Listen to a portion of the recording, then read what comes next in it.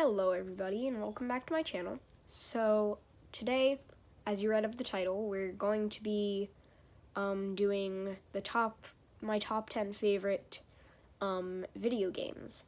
Now these video games aren't just going to be like exclusively Nintendo games like what I play.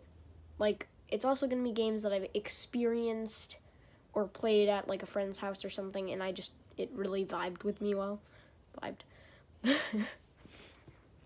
So yeah, that's all, and let's just get straight into it, starting off with number 10. Number 10 is Wii Sport Resort. Now, this game is nothing too special. It was just a reboot of a very successful Wii Sports. Now, Wii Sports was a great game, but they basically took Wii Sports and added a whole new aspect to it. Like boxing became sword fighting, and then all kinds of different things were adding, like skiing on the boat, and basketball, and archery. It was just overall a great improvement of the old game. And even though the old game wasn't, like, as great, this game was still amazing, and I highly recommend it if you're into, like, you still have, like, an old Wii or Wii U that you don't, like, use too much. I highly recommend you get into this game while you're stuck in quarantine and just play with your family or friends if you're actually seeing your friends right now, because it's really fun. So if you're looking for a new game to play, then it's definitely got my recommendation. Number 9 goes to Gang Beasts. Now, as much as I wish this picture was real and Gang Beasts was actually on the Nintendo Switch, it still is an amazing game off of the Nintendo Switch. I had this game on my computer. Well, I have this game on my computer for Steam, and it's a really fun game to play. The only issue that I have with it is it's very frustrating to use on computer, because it isn't very easy to do it on computer, and I haven't been able to find a controller that actually works with it. So I'm trying to find a controller that works and I'm actually able to play on my laptop with, but nothing has worked, and most of the controllers won't even turn on. But hey, it doesn't really matter, because this game, even with keyboard, is very entertaining, and I love playing it, especially when there's other people that you're playing with, and you see all the funny things that happens in the game, since, like, the graphics are so simple, like, the characters are so simple, but it just makes it all that more amusing to play. Number 8 goes to Star Wars Battlefront 2. Now, I played this game when I went over to a cousin's house, and they had the game. So we played for a while, and I instantly loved it. It was a great game, especially since I had just gotten into Star Wars when I was invited to play it.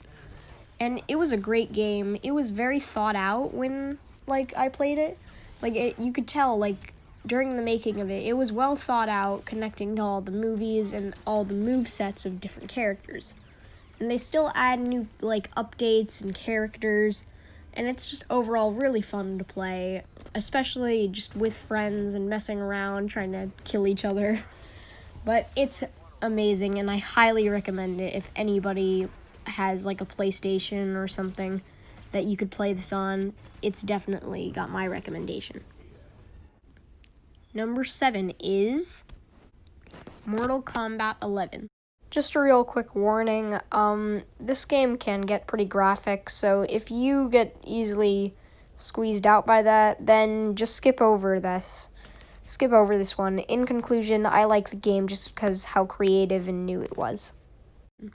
But I'm using 11 as an example. I think all Mortal Kombat games are amazing, from the oldest Mortal Kombat game to 11. They're all great, and I spent hours just playing through the story and getting invested in it. And the graphics are incredible. Mind you, quite graphic, but that's come to expect from a game. You have to, expect that from a game literally called Mortal Kombat. And Mortal Kombat means fight to the death. Just so you know. And Mortal Kombat is just overall a really well-designed game, because the graphics are really good, but then the story is also amazing. And even if you don't, choose to do the story, then you can just play with friends and try and destroy each other in the game. And I have, there's so many characters in it that have such unique names. It was very creative of them to come up with so many characters with so many different abilities. Like the name Sub-Zero or Scorpion for characters with ice powers and fire powers. Those were very clever names for those two characters. And my personal favorite is Sub-Zero just because it fits his power so well. And you can do so many things with him. And there's so many combos that I can never get right. And I mean never. I am very bad at the game, but it's still an amazing game, and I highly recommend you try it.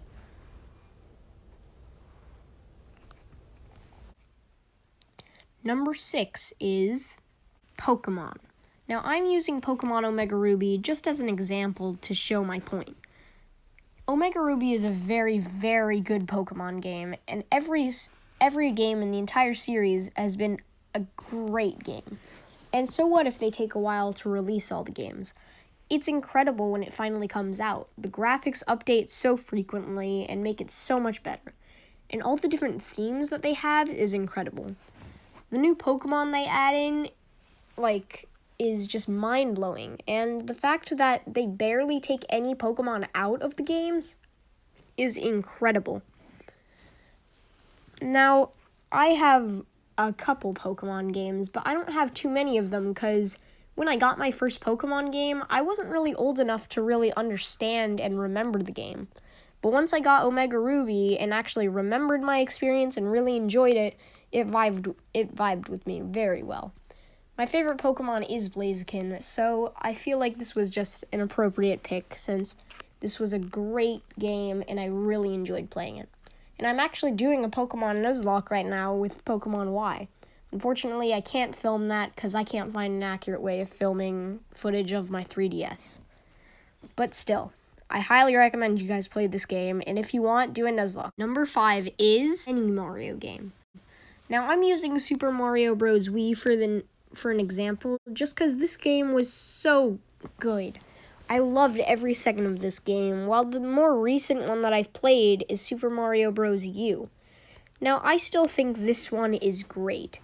I think both games were amazing, but this one is just my preferable pick. And it's more of because it's extremely nostalgic for me, because it brings me straight back to when I was little and played it in a different room before I had a TV in my room. And it was great. Even my dad sometimes played with us, and he was hilarious when he played because he had such weird banter. But it was just overall really fun to play with my family, and it was amazing. I think back to all the fun times we had while playing this game, and I felt like it would be wrong if I didn't have some sort of Mario game on this list. And this was my pick. But I chose this one just as an example, like Omega Ruby. I still think all Mario games are great, and some of them might be better than this one. This was just the first one that came to my mind. Games like Odyssey, I consider to be better games than this, but I still think that this one is the one that I would prefer to play as of right now, just because it gives me more nostalgia. Number 4 goes to Cuphead. No way, really? The first Let's Play you ever did on your gaming channel is on this list? Yeah, because Cuphead is seriously such a fun game to play. It was very cleverly designed, especially since it was made during the modern day of games. They went back to the old retro style of gaming, and I think that was really clever. And it ended up coming out as a super challenging and hard game, especially if you try and get S ranks on expert mode. That would be crazy if you could do that for the entire game. If you can, then I don't even think I'll believe you. I think you stole someone else's footage, like a pro gamer who's been playing for years. This game was so hard, and I loved it. Even though sometimes it made me rage, I feel like it was such a good game. And I really recommend it if anybody has a Nintendo Switch or just can buy it on Steam or whatever. I just think you really should play this game.